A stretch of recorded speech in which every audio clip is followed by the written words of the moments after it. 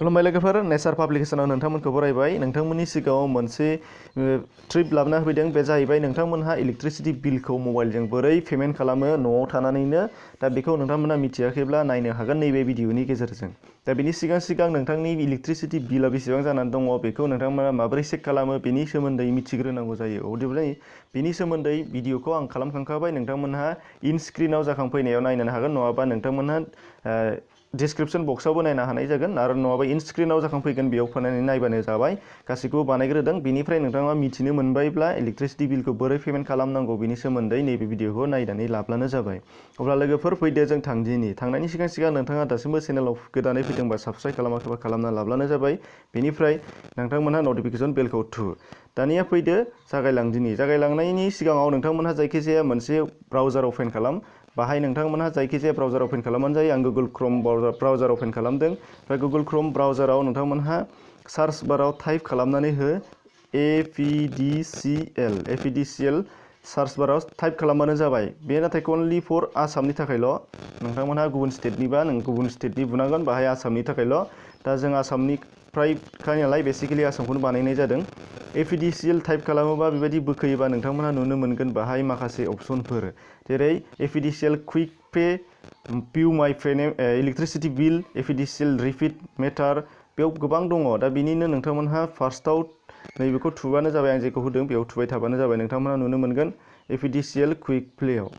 बे क्विक प्लेआव नोंथांमोनहा जेब्लाना टाच खालामगोन अब्ला नोंथांमोनहा बेबायदि मोनसे अपसन मोनगोन कास्टमार आइडि बिदों बेनिफ्राय साबमिट होनाय जादों सरि कन्जुमार आइडिया नोंथांमोनहा बबेयाव मोनगोन बेखौ सिन्था खालामनो नाङा APDCL रेभिनिउ बिलावबो थायो नङाबा APDCL नि बिल पेमेन्ट खालामनायावबो नोंथांनाव थागोन आरो नोंथांनि APDCL नि सार्टिफिकेटआवबो थानाय जागोन बेयो नोंथांमोनहा बेनिफ्राय लाबोबानो जाबाय दा नोंथांमोनहा गावबागावनि कन्जुमार आइडिखौ बुनानै लाब्लानो जाबाय आं बाहाय आंनि कन्जुमार आइडिखौ बुनानै होनाय दानिया नुनो मोनबाय नोंथांमोनहा आङो कन्जुमार आइडिखौ नुबोबाय नोंथांमोनहा नोंथांमोननिखौ बुबाय जानो हागौ दानिया बेनिफ्राय साबमिट खालामबानो जाबाय साबमिटआव जेब्ला खालामगोन नोंथांमोनहा बेबायदि मोनसे पेज अपेन जागोन नोंथांमोननि गासै डिटेल्स फैगोन consumer name invoice number invoice date due date amount बेनिफ्राय साबडिभिजन नाम दानिया बाहाय नोंथांमोनहा इमेल आइडि बिजों इमेल आइडिया नोंथांमोनहा जायखिजाया मोनसे बुबानो जाबाय गावबागावनि जाय इमेल आइडियाव नोंथांनि बिल पेमेन्टनि एक्न'लेजआ फैगोन आरोखि बिल पेमेन्ट खालामनायनि एक्न'लेज बा रिसिप्टआ फैगोन बेखौ नोंथांमोनहा मोननो हानाय जागोन दा बाहाय आङो आंनि इमेल आइडिखौ होबाय नोंथांमोनहा नोंथांमोननि इमेल आइडि होनानै लाब्लानो जाबाय बेनिफ्राय गाहायाव अपसन दङ अपसनाव पे अपसनाव नोंथांमोनहा टाच खालामबानो जाबाय जेब्ला टाच खालामगोन बेबायदि मोनसे पेज अपेन जागोन एमाउन्ट ओमफ्राय बेनिफ्राय नोंथांमोनहा माजों पेमेन्ट खालामगोन बेनि अपसन फैगोन क्रेडिट कार्ड डेबिट कार्ड ओमफ्राय इन्टारनेट बेंकिं बायदिसिना अपसन फैगोन नोंथांमोनहा गावबागावनिखौ खालामबानो जाबाय आं आंनि डेबिट कार्डजों खालामसै डेबिट कार्ड खालामोबा नोंथांमोनहा मिथिखागौखा बायदिसिना अनलाइन पेमेन्ट अनलाइन बुस्थु बायो जानो हागौ नोंथांमोनहा बेजों बिदि खालामबानो जाबाय कार्ड नाम्बार मा नाम्बार गासैखौबो होजोबनांगोन नोंथांमोनहा नोंथांमोननिखौ होजोबनानै लादो दानिया नुनो मोनबाय नोंथांमोनहा नोंथांमोननि गासैखौबो ATMनि डिटेल्सखौ बुजोबदो बेनिफ्राय नैबे गाहायथाराव दङ save this card bank for quick pay बाहाय दङ नोंथांमोनहा बाहायखौ अपसनखौ क्लिक खालामना होबानो जाबाय बेनिफ्राय मेक पेमेन्टआव नोंथांमोनहा थुनानै होबानो जाबाय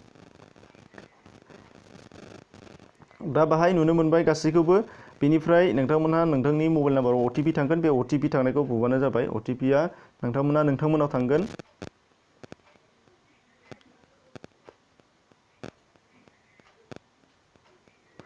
दा आङो आंनि OTPखौ नोंथांमोननि सिगाङाव बुनानै होबाय नोंथांमोनहा नोंथांमोनखौ बुबानो जाबाय बेनिफ्राय मेक पेमेन्टआव बुबानो जाबाय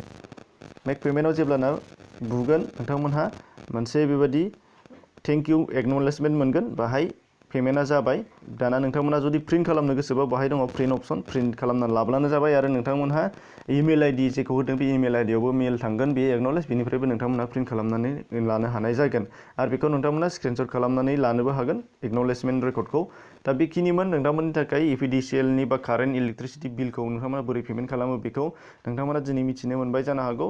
भिडिअखौ मोजां मोनदोंबा लाइक खालामदो नेचार पाब्लिकेशनखौ चेनेलाव गोदानै फैदोंबा साबस्क्राइब खालाम नटिफिकेशन बेल थु लोगोफोरनो खिन्थानो थाखाय शेयार खालामबानो जाबाय नोंथांमोनहा एसेनोसै गोजोन्थों।